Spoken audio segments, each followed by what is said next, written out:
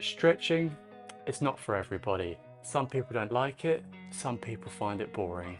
Today, I am going to teach you how we're going to trick our tendons into increasing our flexibility within our muscles.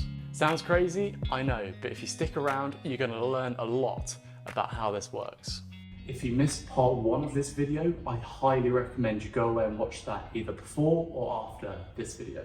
In part 1, we already learned that when the muscle lengthens, the nerve fibers within the muscle spindles they're called, contract the muscle to stop it from lengthening any further. This is a self-protection mechanism, and this is what we feel as stretching. In part 2, we also learned how to train that system as well. However, the muscle is also willing to lengthen in a different way, and this is where strength training comes into play. There's a group of muscle fibers that override those muscle spindles and allow the muscle to lengthen further. These are called Golgi tendon organs. Weird name, I know. But let's get into how these work. I'm going to use the Romanian deadlift here as an example. So if we slow it down, my hamstring muscle is going to lengthen here as I go down into the movement. But because there's extra load, now the tendon can also start to stretch as well. Because your tendons are now stretching, this starts to activate the Golgi tendon organs.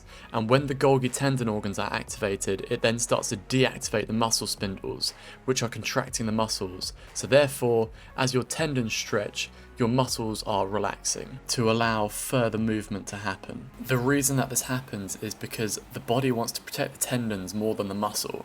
The body can heal a muscle much easier than it can heal a tendon. And therefore, the Golgi tendon organs deactivate the muscle spindles to allow more length in the muscle, so therefore it puts less stretch onto the tendon.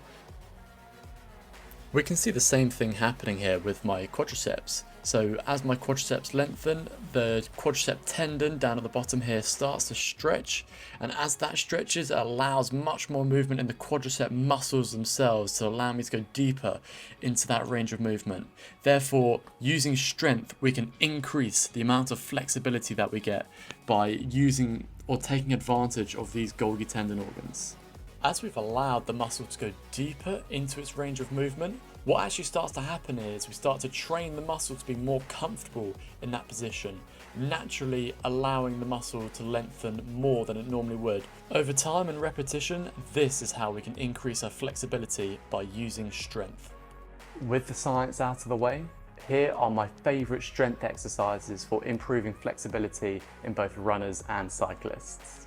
The key thing for this working here is that you're pushing into range of movement.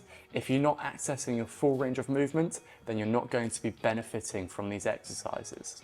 My final thing to say before we get into it is that I'm not going to teach you exactly how to do these exercises because there's so many great videos out there already and it will make the video too long. So let's get into them. We're going to start with one of my favourites here, and that is the squat. And the reason I've chosen the squat is because it actually increases range of movement in 3 areas. The first one is the gluteal area. So as you go deep here, you can see that the glutes are going into a deeper stretch. If you feel the stretch here, and that allows more space in the hip to move.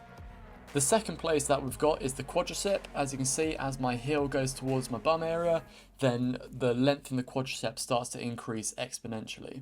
And then the final area where we're increasing range of movement is actually in the ankle joint. As you can see here, as my knee goes over my toe, I start to get lots of range of movement within the ankle joint itself, increasing the flexibility or dorsiflexion ability of the ankle.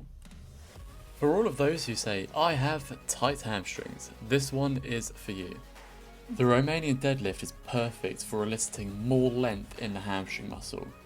What you'll notice is that as you increase the weight on this movement, you will be able to go further and deeper into the stretch, demonstrating the increased flexibility that we can gain by taking advantage of these Golgi tendon organs. Beware though, because we're going into such a deep stretch on this one, you are likely to elicit much more DOMS, which stands for Delayed Onset of Muscle Soreness. If you're really struggling for ankle mobility, this next one is for you. This one is the single leg pistol squat, and you can use a suspension trainer that I've got here just to assist you to get into more range of movement. If we zoom in closer here, what you can see me doing is actually adding to the movement by shifting my weight forwards, increasing dorsiflexion, which is the toe lifting towards the shin. I love this exercise, not only because it develops single leg strength and stability, it also really helps improve the ankle mobility that we have.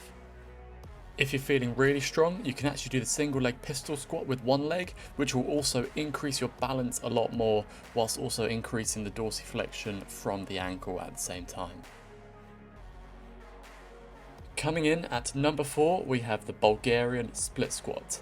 At first, you may struggle to see why this increases your range of movements and flexibility, but let me take you into a deeper dive. The first crucial place that we're gaining flexibility is the hip flexor region, just at the front here. And as we go down, we can start to get increased hip extension. If you do a lot of cycling or you sit down at work all day, it is likely that these muscles are going to be tight. Then if we swap sides here, the increased bonus mobility that we're gaining, the first one comes from the quadricep again. As we can see, as the knee goes down here, we're starting to increase length into the quadricep as well as hip extension. And secondly, the gluteus maximus will also start to go into a lengthened position as it requires range of movement to get deep into this position here. My final exercise for you is the reverse Nordic. Not only is this great for quadricep range of movement increasing, but it is fantastic for knee joint health. If you've got sore tendons like a tendinopathy, if you've got pain above the knee, this helps all 4 of the quadricep muscles function properly and correctly. Not only do you really feel the stretch on this exercise, you also feel the muscles contracting very, very hard. Like I said, making sure that all 4 muscles in the quadricep work together to get you up properly.